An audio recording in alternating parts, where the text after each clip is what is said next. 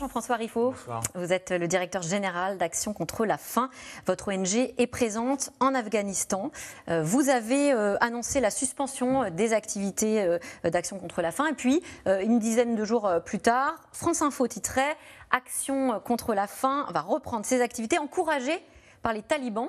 Est-ce que ce sont eux qui vous ont dit de rester ? Alors, ils nous ont dit de rester, mais ce ne sont pas eux qui ont décidé. C'est nous qui avons décidé de réactiver nos activités. On avait suspendu nos activités à contre-cœur. Vous savez, les équipes d'Action contre la faim en Afghanistan accompagnent quasiment 400 000 personnes chaque année.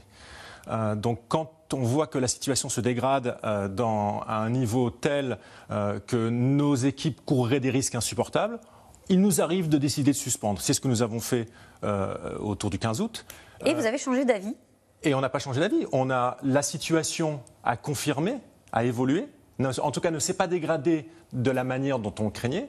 Et donc la situation ayant évolué, nos analyses nous ayant montré que l'on pouvait reprendre les activités sans mettre en danger nos équipes, eh bien nous avons décidé de reprendre nos activités. Un point important, c'est que nous sommes toujours d'un côté en train de mettre en œuvre un impératif humanitaire. Nous sommes parmi les organisations, les seules qui apportent de l'aide aux plus miséreux. C'est notre impératif humanitaire. La société, la collectivité internationale attend ça de nous.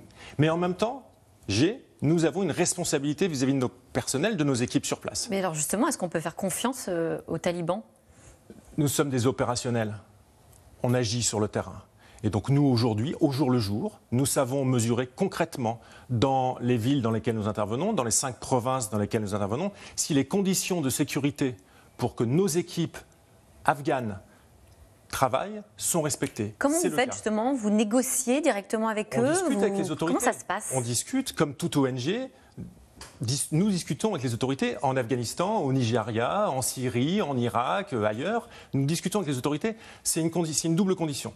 Une condition d'abord de l'acceptance, de la compréhension du rôle universel que jouent les organisations non gouvernementales humanitaires. Et deuxièmement, c'est une condition de la sécurité aussi. Oui, mais vous savez parfois que les organisations humanitaires sont ciblées. Je sais très bien que les organisations humanitaires sont ciblées. On en fait l'expérience, alors heureusement pas tous les jours. On en a fait l'expérience très concrètement au mois d'avril au Nigeria. Avec les djihadistes de Boko Haram. Avec les djihadistes de Boko Haram. Plus récemment avec des groupes rebelles non djihadistes en RDC. Etc. Qui vous ont ciblé. Qui nous ciblent, etc. En revanche, en Afghanistan, la raison pour laquelle nous avons repris nos activités, c'est que nous avons la certitude, à l'heure où je vous parle, que nos équipes ne sont pas en danger du fait d'être salariés d'Action contre la faim. Aujourd'hui, concrètement, les autorités locales dans les villes dans lesquelles nous travaillons, mais aussi au niveau national, nous disent, nous écrivent, et ils nous le disaient avant d'ailleurs, que nous pouvons travailler et que nous ne sommes pas en danger du fait de notre appartenance. Si ce n'était pas le cas, évidemment, nous protégerions nos salariés. Est-ce que la nomination, on a découvert le nouveau gouvernement, elle dure quand même du côté taliban, et notamment le ministre de l'Intérieur qui est en charge de la sécurité des ONG, qui est quand même un terroriste recherché par le FBI, il s'appelle Sirajuddin Haqqani. Est-ce que ça, vous l'avez en tête ? Est-ce que vous êtes particulièrement soucieux ? Ou c'est pas quelque chose qui vous inquiète plus que ça parce que justement vous avez signé une charte, vous avez négocié tout ça avec un de nos rôles, c'est d'être en permanence conscient de l'évolution de ce qu'on appelle le contexte. Et l'évolution du contexte, c'est aussi l'évolution du pouvoir politique dans les pays dans lesquels nous intervenons. Donc évidemment, on est conscient et on analyse au quotidien le contexte. L'autre élément, pour vous dire à quel point nous le faisons, le vice-ministre de l'Intérieur, vous avez parlé du ministre de l'Intérieur, le vice-ministre de l'Intérieur est en charge des ONG et il a eu une discussion avec le directeur d'une autre grande ONG internationale ce matin et il lui a confirmé que la posture de son ministère était compréhensive par rapport aux règles humanitaires que nous respectons. Donc il a ça veut dire pas compréhensive.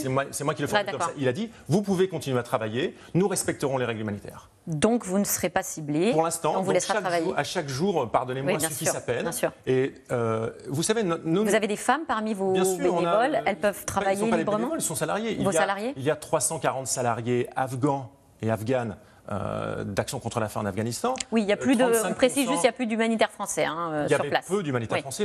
On avait à peu près 12 expatriés qui étaient des Africains, des Européens et 1 ou 2 Français. Mais nos salariés afghans, 35% d'entre eux sont des femmes. On a plus de 100 personnes qui sont des femmes. Vous pensez bien qu'ils sont comme moi, ils sont salariés d'Action contre la faim comme moi. Et donc, elles peuvent travailler librement ? Bien sûr, elles peuvent travailler. Si elles ne pouvaient pas travailler, si elles étaient à risque leur vie était à risque du fait de leur travail pour ACF, nous changerions de politique. Quelle est la situation actuellement sur le terrain? L'ONU craint une crise humanitaire d'ampleur. Je voulais vous montrer ce chiffre que vous connaissez bien évidemment, un chiffre frappant pour nous, 18 millions. 18 millions d'Afghans, c'est quasiment la moitié de la population, et c'est le chiffre le nombre d'Afghans touchés par une très grande insécurité alimentaire. C'est ça. Qu'est-ce que ça signifie sur le terrain? Ça signifie, alors d'abord ce chiffre, il est global, mais nous on a des endroits, oui. Je faisais des points ce matin avec notre directeur pays, qui me disait il y avait des endroits, on n'était pas à 40% de la population en situation d'insécurité alimentaire, on était à 60%, dans certains endroits très reculés, certains dans lesquels nous travaillons aussi. Et donc ce que nous voyons aujourd'hui, c'est des gens qui, alors même que la crise alimentaire était extrêmement sévère, voient la situation se dégrader, n'ont plus accès à des ressources, il n'y a plus de billets de banque, il n'y a plus d'accès au cash dans le pays.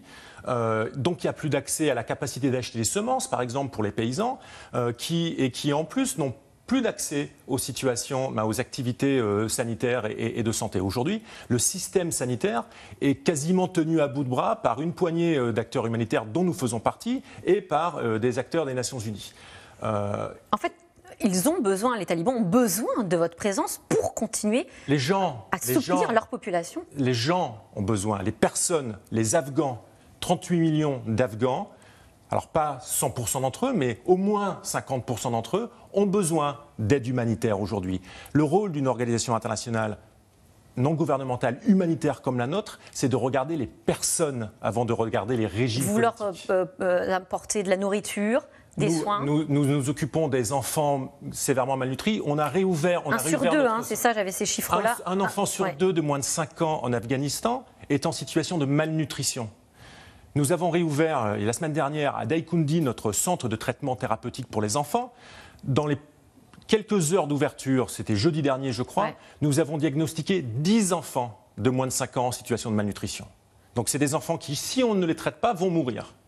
Voilà. De quoi a besoin le peuple afghan aujourd'hui, le plus important? Ils ont besoin d'aide humanitaire, d'accès à des soins primaires de santé. Les femmes enceintes ont besoin d'avoir accès à ces soins de santé. Les enfants qui naissent ont besoin d'avoir accès à ces soins de santé.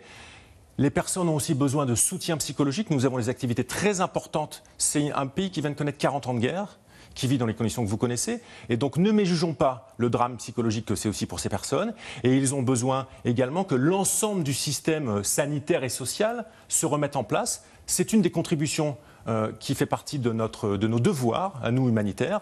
Quels que soient les régimes dans lesquels nous intervenons, nous regardons d'abord les personnes qui souffrent.